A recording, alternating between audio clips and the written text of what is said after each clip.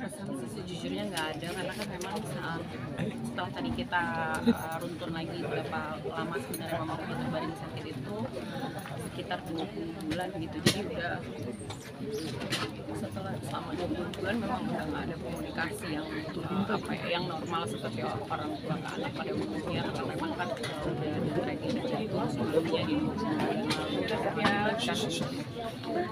yang mengakibatkan mama itu memang kondisinya semakin hari semakin menurun gitu.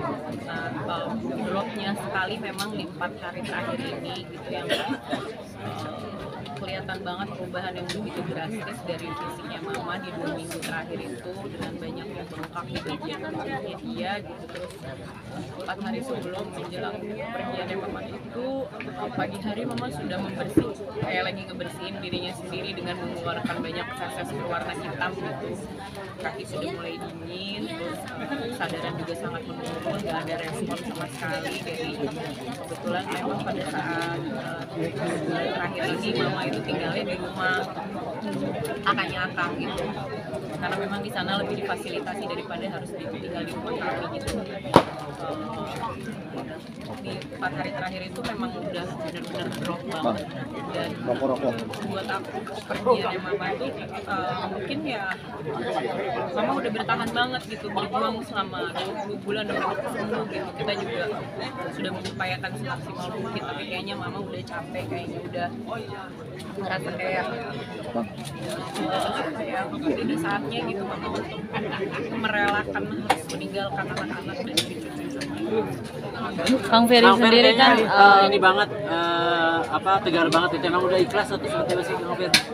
Kelihatannya aja tegar, enggak sih ya, namanya anak, apalagi saya anak bungsu, kehilangan mama sudah pasti hancur, patah hati. Cuman ya dikuat-kuatin aja lah. Kalau saya terlihat hancur di depan anak dan istri saya, apa jadinya mereka? Saya selalu diamanatin sama sahabat-sahabat saya yang lebih paham agamanya. Kita sebagai imam paling tidak jangan terlihat rapuh, jangan terlihat lemah, meskipun di dalam hatinya ya hancur. Kalau kita terlihat lemah atau rapuh, apa jadinya? Anak buah kapal kita yang ada sudah pasti hancur dan kapal kita akan tenggelam.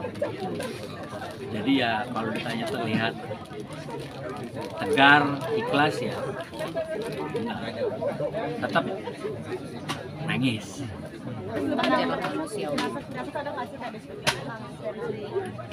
Enggak sih, kami tuh udah menepiskan segala macam perasaan kayak gitu, karena pengennya berprasangka baik terus ya, dengan berupaya, berikhtiar segala sesuatunya gitu. Jadi nggak pengen lihat, cuman memang melihat dari kondisinya mama 3 hari terakhir ini ya luar biasa sih perjuangan dari dokter dan juga perawat di sana yang setiap saat bahkan hampir setiap jam gitu melaporkan kondisinya mama gitu. Nggak apa-apa. Apa saya ya? Lanjut, Bay. Abai. Jangan pakai gituan. Iya, nggak boleh petasan. Jadi ya gitu, memang ya sebenarnya kami sudah ya, artinya ketika pada saat mama dibawa sama kakang sama kakak-kakaknya ke IGD dan begitu cepat dokter memutuskan untuk membawa mama ke ICU dengan kondisi mama yang begitu kritis gitu, kita saling menguatkan lah bahwa kita memang harus prepare untuk kemungkinan yang paling terburuk gitu. Walaupun sebenarnya nggak ada orang yang siap untuk melepaskan orang tuanya dalam kondisi apapun sih buat aku gitu, karena akhirnya memang kan aku yang nemenin mama Jadi pada saat detik-detik terakhirnya itu Wita sama kakak saya yang laki-laki yang nuntunnya bareng sama kakak saya yang laki-laki. Betul memang saya kan belum sampai Jakarta, baru sampai tadi pagi. Kang Fer, Kades ini udah berapa lama sih sebelumnya dirawat di rumah sakit nih sebelum ayah Di rumah sakit baru 2 hari. 2 hari ya. Dan 3 hari 2 malam sebenarnya. dan waktu itu kondisinya dalam memang sudah Ya memang udah kritis, emang kita bawa ke sana mama memang sudah dalam kondisi yang ya dalam arti medis mama sudah kritis gitu. Responnya sih Kades mungkin mama punya riwayat penyakit apa sebelumnya? mama itu sebenarnya penyakitnya nggak ada yang akut ya, sama lambungnya memang agak bahaya gitu. Memang kalau menurut ceritanya papa gitu kita memang itu dari masih muda lah, mengingat beliau dulu kan wanita karir ya, jadi kadang kerja sampai malam selalu makan gitu. Emang yang paling ini tuh asam lambung sama hipertensi ya, kalau itu kayaknya keturunan ya, keturunan gitu. Tapi juga yang aku tahu nggak pernah sampai yang bikin mama kenapa-napa. Oh, mama punya satu ini vertigonya yang lebih parah karena itu turun ke anak-anaknya gitu. Itu aja sih sebenarnya, nggak ada penyakit komplikasi yang gimana-gimana gitu. Sebenarnya kalau banyak karena memang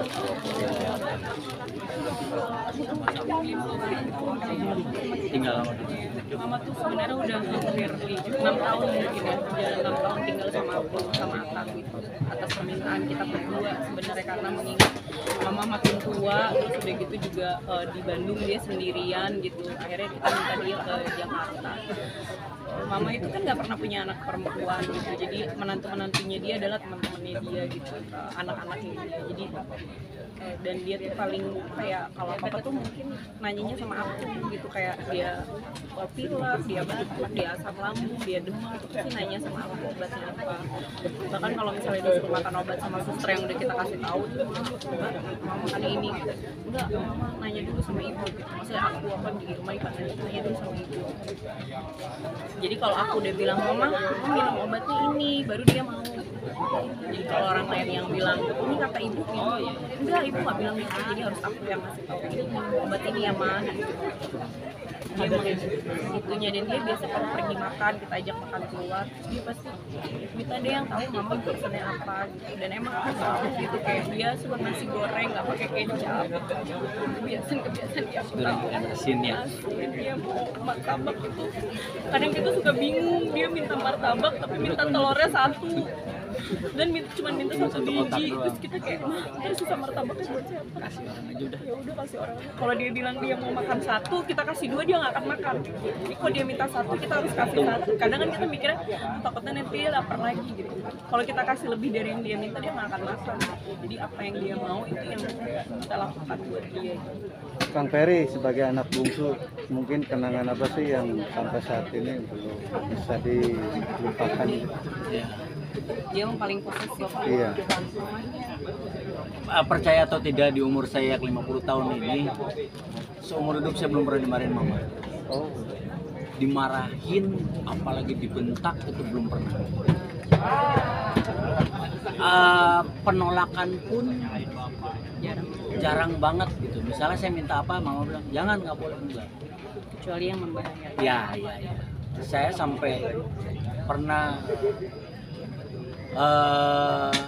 pengen jalan-jalan itu sendirian keluar kota waktu kelas 3 SMP. Mama tuh yang ya udah silakan, apa kamu tanggung jawab. Saya naik motor, saya tabrakan, saya bermasalah dengan orang, tanggung jawab sendiri.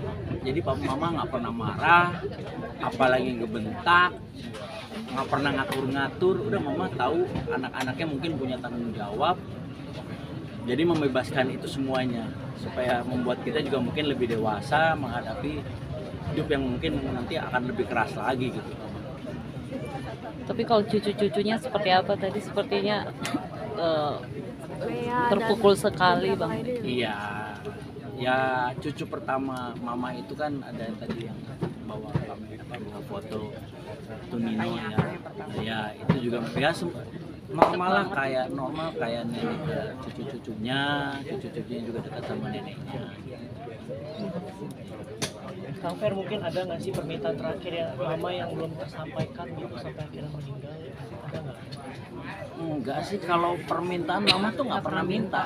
Nah itu dia, mama tuh nggak pernah minta. Sekalinya Kadang minta kita bingung ya, kita harus ngedapetin apapun itu gitu. Kayak yang tadi soal martabak, terus pengen es kelapa kopior, tapi sirupnya harus yang warna ini rasanya ini. Oke, alhamdulillah. Kayak waktu dulu lagi umroh, saya pernah umroh berdua, alhamdulillah sama mama. Mama kakinya lagi bengkak karena ginjalnya lagi sakit. Mama nggak bisa jalan, berdiri pun nggak bisa. Pada saat tawaf, ayo mah bisa. Akhirnya bisa. Kita hujan-hujanan waktu di depan Ka'bah, banjirnya hampir setengah betis.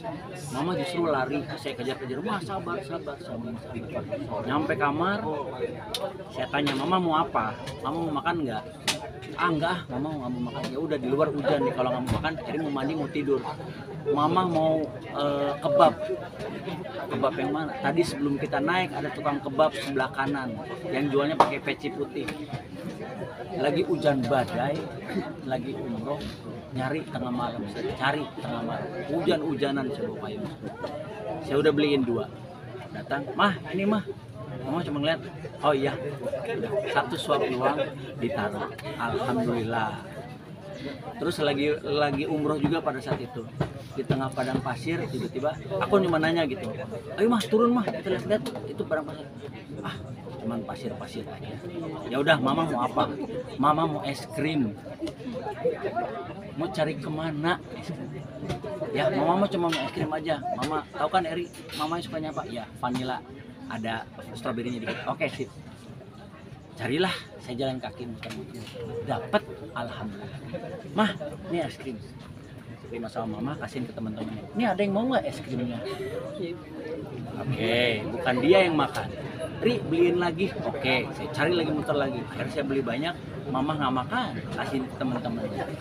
Ya itulah salah satu keunikannya Mama sih. Antik lah kalau menurut saya. Saya nggak pernah komplain dengan sifat Mama, cuman saya melihatnya itu antik aja gitu. Berbeda dengan mungkin cerita-cerita Mama yang lain, yang ibu-ibu rumah tangga yang lain yang rajin masakin anak-anaknya. Mama tuh nggak kayak gitu. Karena Mama wanita pekerja, wanita karir. Tapi saya yakin, insya Allah,